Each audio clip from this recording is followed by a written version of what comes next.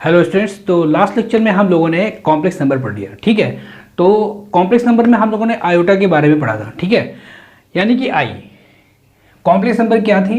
Complex number को हम लोगों ने सी से रिप्रेजेंट किया था, x plus i y is such that x is a real part, ठीक है, एंड y is an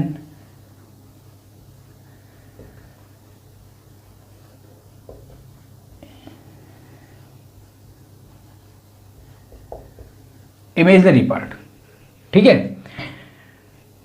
जिसमें कि i यानी कि x प्लस आई वाई में i जो था आपका, i की वैल्यू थी √-1। ओके, i की वैल्यू थी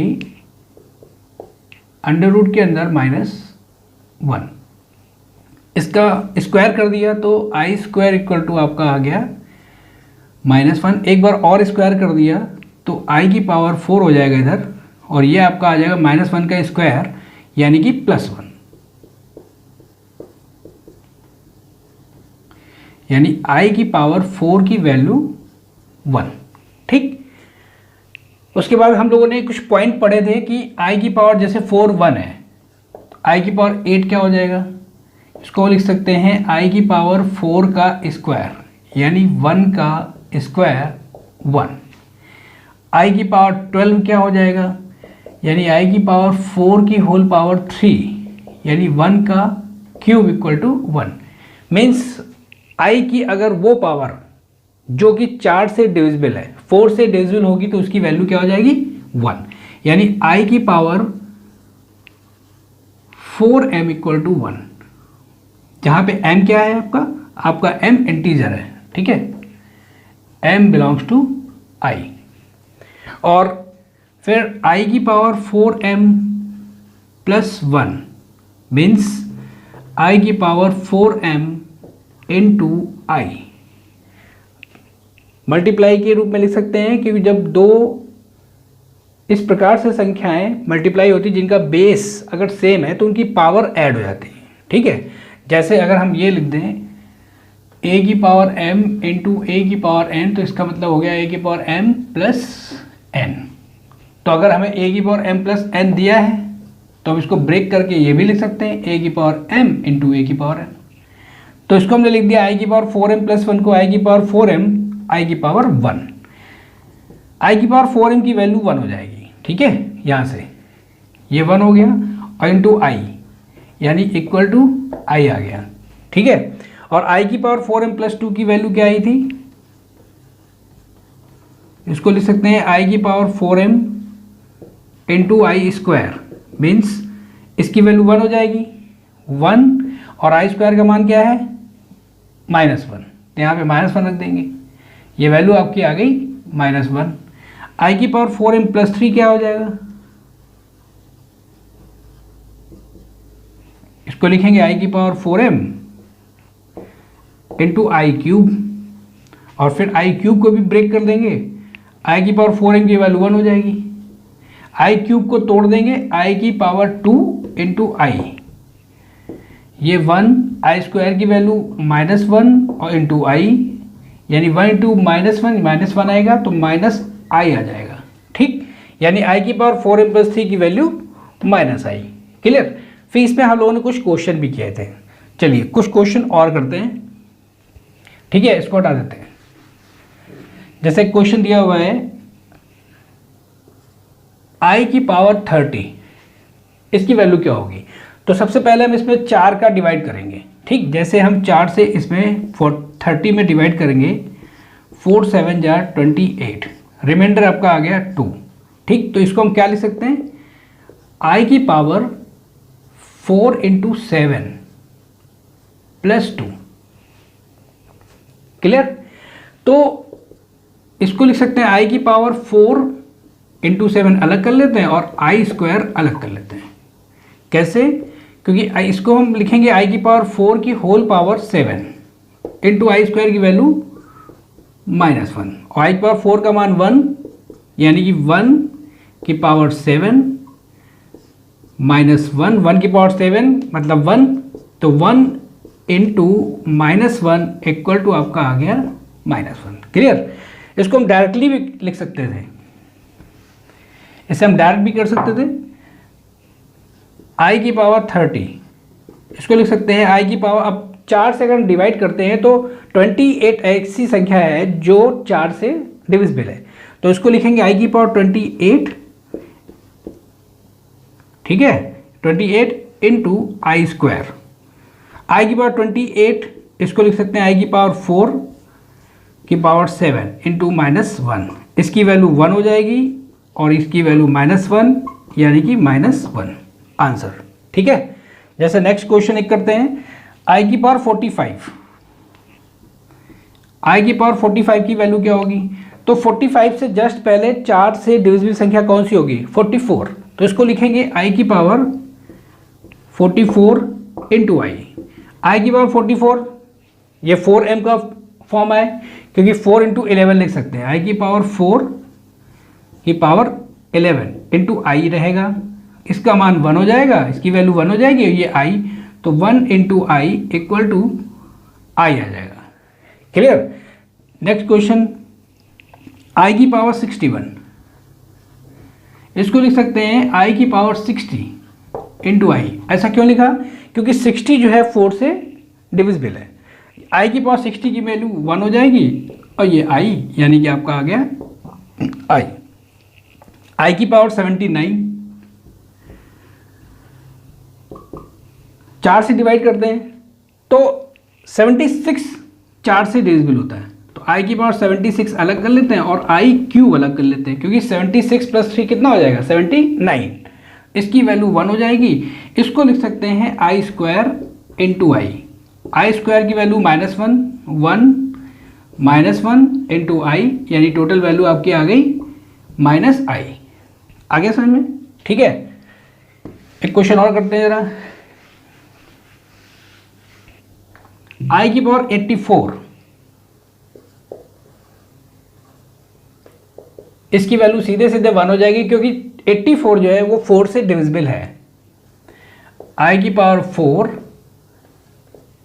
की होल पावर 21 इंटू 4 यानी कि 84 आ जाएगा, और इसकी वैल्यू होती है 1, तो 1 आ गया। ओके, 1 की पावर 21 यानी कि 1 ही रहेगा। ठीक, i टू द पावर 56, इसकी वैल्यू क्या होगी? ये भी आपका 4 से डिविजिबल है, 4 की पावर 14, तो इसकी भी वैल्यू आपकी 1 आ गई। क्लियर? आगे समझ में? ठीक, तो ये हो गया आपका आयोटा के बारे में, आयोटा की वैल्यू हम लोग फाइंड कर सकते हैं। ठीक है,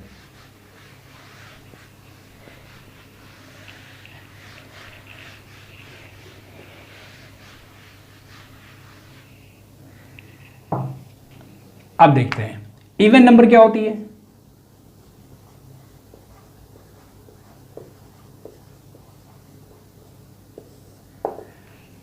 The number which are divisible by 2.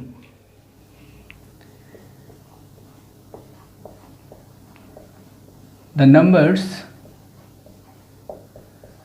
which are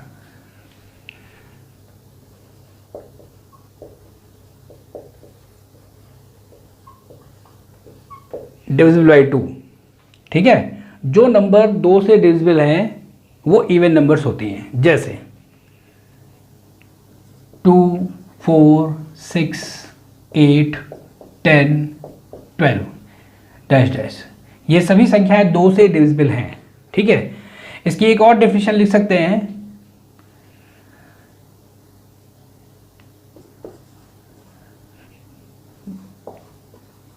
the numbers of which last digit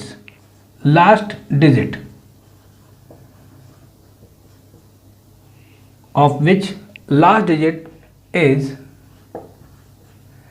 0 या 2, 4, 6, 8, जिन संख्याओं का अंतिम डिजिट, लास्ट डिजिट 0, 2, 4, 6, 8 होगा वो इवन नंबर्स होंगी। ठीक है, जैसे 12, 14, 26, ये सभी संख्याएं इवन नंबर्स होगी। अगर आप इनमें 2 का डिवाइड करेंगे तो ये पूरी तरह से डिविजिबल हो जाएगी। जैसे 2 में 26 का डिवाइड करते हैं 2, 6, 2 3 जा 6, ठीक है ना। तो 13 बार डिवाइड हो गया, तो 26 is a even number. Clear. एक और डेफिनेशन कह सकते हैं, द नंबर्स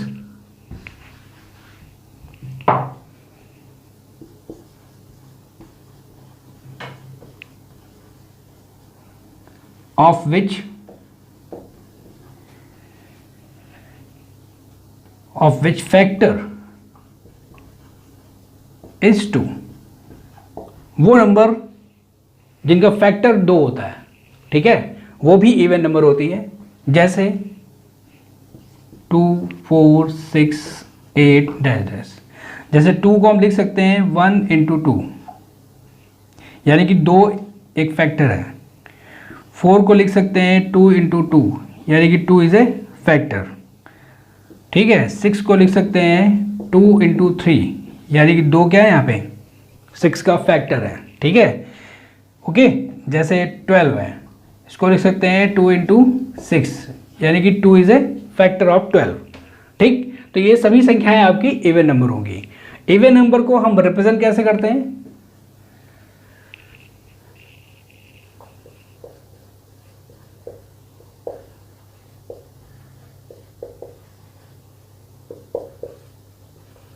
टू एन से। इवन नंबर को हम लोग 2n से रिप्रेजेंट करते हैं, where n belongs to i, ठीक, जहां पे i एक इंटीजर है। क्लियर। इसके बाद आपका आता है ऑड नंबर क्या होता है।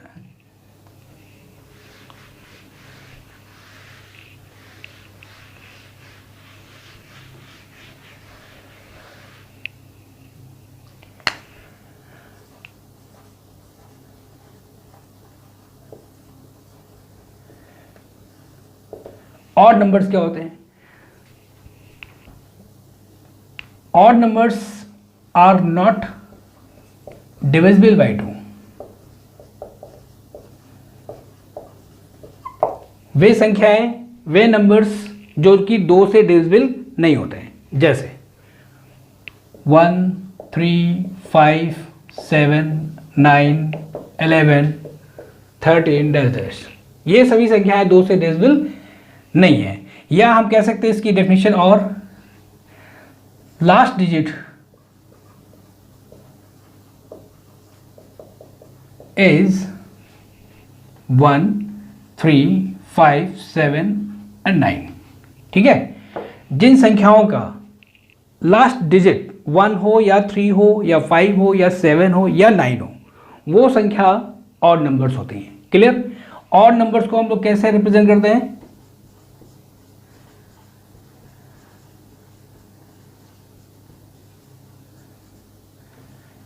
2n plus 1 और 2n minus 1, where n belongs to i, ठीक है। 2n plus 1 या 2n minus 1, where n belongs to i। जैसे अभी हमने कहा कि इवन नंबर के लिए और ऑड नंबर के लिए, इवन नंबर के लिए हमने 2n से रिप्रेजेंट किया, जहाँ पे n जो होगा i को बिलोंग करेगा। वैसे ही यहाँ पे 2n plus 1 और 2n minus 1, where n belongs to i, ठीक है। अब जैसे यहाँ पे हम 1 रखते हैं, n इक्वल टू 1, तो ये 2n क्या हो जाएगा आपका 2। n इक्वल टू अगर 2 रख दें तो 2 इंटू 2 कितना हो जाएगा 4। n इक्वल टू 3 रख देते हैं तो 3 इंटू 2 कितना हो जाएगा 6। और देखिए ये सब इवन नंबर है। यहाँ पे अगर हम n इक्वल टू 1 रखते हैं तो इससे वैल्यू क्या आएगी 3। 2 into 1 plus 1 3। n equal to अगर हम रख देते हैं 2, तो जब 2 रखें तो 2 2 4 प्लस 1, यानी कि आपका आ जाएगा 5। n इक्वल टू 3 रख देते हैं, 3 2 6 प्लस 1 यानी कि 7। इसी तरह से इसमें रखेंगे तो ये सभी क्या मिल जाएंगे, हमें ऑड नंबर्स मिल जाएंगे। समझ आ गया, ठीक है। ये हो गया आपका even numbers and odd numbers. Clear, समझ में आ गया, ठीक है। तो आज के लिए हम लोग इतना ही रखते हैं, ओके।